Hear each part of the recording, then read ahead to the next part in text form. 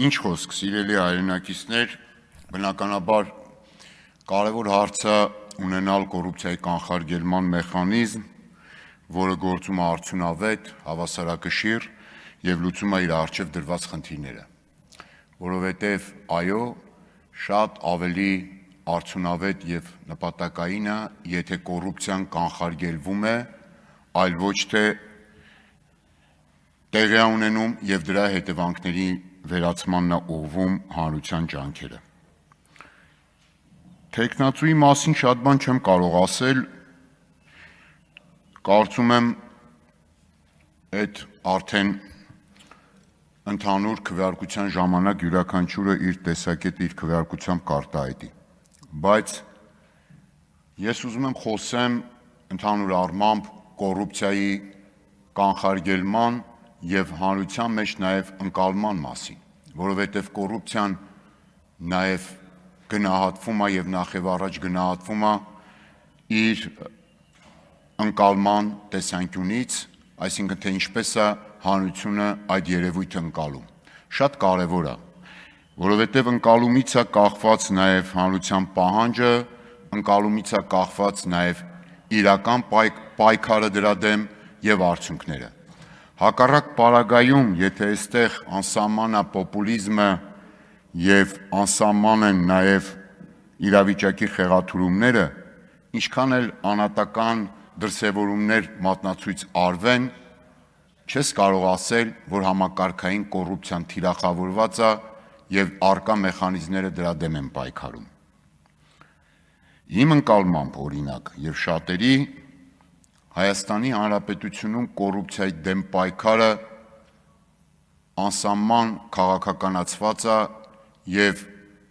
մեծամասամբ, եթե չասեմ բացառապես, ծառայում է օրվա իշխանության նեղ քաղաքական խմբային շահին։ Այսպիսի պարագայում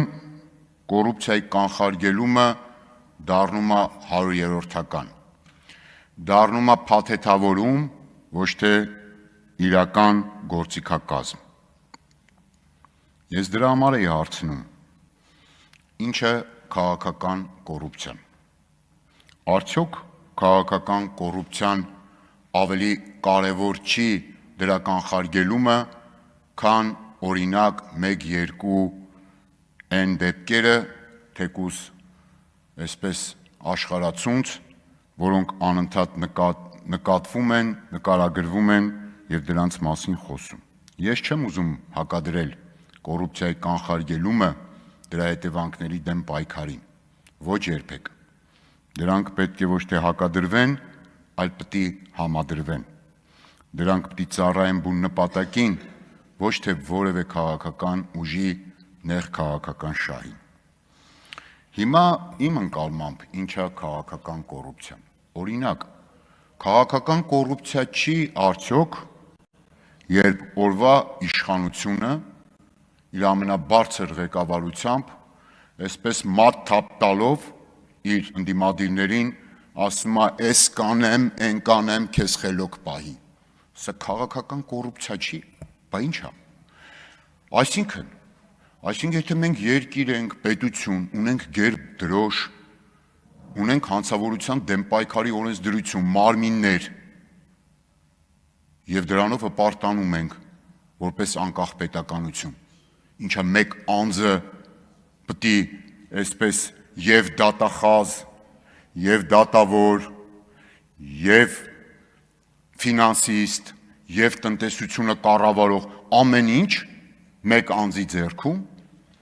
եւ սա է ժողովրդավարությունը, եւ սա է հնարավորությունը, որ մենք դրանով պետք է առաջնորդվենք դեպի կոռուպցիայի կանխարգելու, ակնհայտ է, չէ։ Ակնհայտ է, որ երբ որ ասենք ընդդիմադիր տեխնացու հաղթում է որևէ ընտրությունում, շատ ակնհայտ է, որ քաղաքական հետապնդումները դրանից հետո ուղղակի ստանում են վայրենի բնույթ, ոչ թե իրավական։ Սա տեսանելի է։ Ինչ էլ ուզում եք ասեք, առնվազն բազմաթիվ մարդիկ կան, որ սա տեսնում են, խոսքը նաև մտածող, հասկացող, վերլուծող մարդկանց մասին է։ Հիմա քաղաքական կոռուպցիա չի,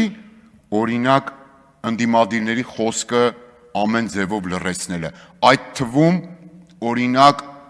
ինչ-որ պոակներով կամ վարձու այսպես կիլերներ սոցիալական ցանցերում պահելը եւ դրանց հանդուրժելը։ Մարդը մի հատ խոսք ասում, մտնում են համակարգված կերպով, այդ թվում ինչու՞ չէ, ինչպես դուք եք սիրում ասել, օդում կախված լուրերով պետական ֆինանսավորմամբ, լավագույնը պետական, հանկարծ չլինի մի օր էլ պարզվի օտար երկրների ֆինանսավորմամբ, լռեցնում են մարդուն, խոսք ասում, գուցե մի քիչ էլ հասկանալի չի, ընկալելի չի իշխող ուժի համար։ Հիմա սա մեր երկրում աճում է, թե նվազում։ Իհարկե աճում է։ Իհարկե աճում է, որովհետև պարարտ հող է ստեղծել, իսկ ով է ստեղծել։ Այդ հողը ով կարա ստեղծի։ Ով կարա ստեղծի այդ հողը եւ սնուցի։ Այո, օրվա իշխանությունը։ Ինչու՞։ Որովհետև գամ խոսքի սկզբին, որովհետև այդ օրվա իշխանությունն է, որ կոռուպցիայի դեմ պայքարը բացառապես սիրում է եւ ծառայեցնում է իր քաղաքական նեղ խմբային շահին, ոչ թե իրական նպատակին։ Հիմա մյուսը, օրինակ, քաղաքական կոռուպցիա չի, որ ի սկզբանե իմանալով, որ խաբում ես քվե կորզելու համար, բայց դու խաբում ես համակարգային 100 հազարավորներին, ի սկզբանե խաբում ես, մոլորեցնում ես եւ քվեն կորզելուց հետո չես իրականացնում քո խոստումները, մի հատ էլ հետո ավելի մեծ սուտ ես խոսում, ավելի շատ ջանք ես դնում նորից խաբելու, թե ինչի չես իրականացրել։ Այսինքն անպատասխանատու առաջնորդությունը, բա ի՞նչ է։ Անպատասխանատու առաջնորդությունը եւ բացառապես ամեն գնով սեփական իշխանությունը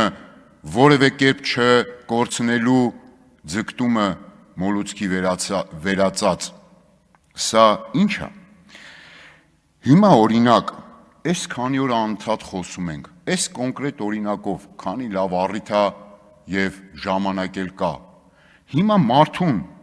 աշխատող աղքատին ասում եմ, եկել եք եւ կենսաթոշակառուին, խոստացել եք կոնկրետ չափելի բան։ Ասել եք, եթե տնտեսությունը աճի տարեկան 7%, այսքան պարտք վերցնենք, այսքան եկամուտ էլ ապահովենք, ձեր թոշակը, սիրելի քաղաքացիներ, միջին չափը դարձնելու ենք նվազագույն սպառողական զամբյուղի արժեքին հավասար։ Ասում եմ, չեք արել եւ այսօր էապես դրանք տարբեր են։ Դուք հիմա 26 թվի համար միջին կենսաթոշակը 20-30 հազար դրամ պիտի բարձրացնեիք։ Ամեն ինչ կա դրա համար, մնացած այն ինչ ասել եք պայման կա, խաբել եք 500,000 մարդու խաբել եք։ Խաբել եք ի սկզբանե, գիտեք ի սկզբանե ինչու։ Հիմա ինչքան է գաք ասեք, նոր աշխատատեղ ենք ստեղծել, ասֆալտ ենք արել, այդ ձեզ ով էր ասում, այսինքն թոշակառուի աշխատող աղքատի հաշվին եք ասֆալտ անում։ Ինչ էլ գաք ասեք, կոնկրետ մարդկանց խոսք եք տվել, պայմանները կա, կոնկրետ խաբել եք, գիտեք ինչու, որտեղ դուք ի սկզբանե եք խաբել։ Ի սկզբանե դուք գիտեիք,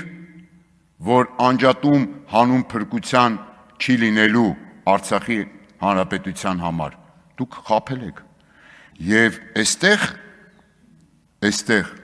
ոչ միայն կոռուպցիոն, այլ նաև ավելի վտանգավոր երևույթներ կա։ Եվ ավելի վտանգավոր է, որ դուք երբեք չեք ընդունում ձեր անդառնալի հետևանքներ ունեցող սխալները։ Դուք երբեք չեք ընդունում, որովհետև ձեր անպատասխանատու կառավարումն ու առաջնորդությունը չունի որևէ սահման, չունի որևէ կարմիր գիծ։ Դա ունի միայն մեկ նպատակ՝ անխտիր, ցանկացած ձևով, ցանկացած մեթոդով, ցանկացած եղանակով պահել, պաշտպանել միայն ձեր սեփական իշխանությունը եւ ձեր արդեն փափուկ դարձած աթոռները։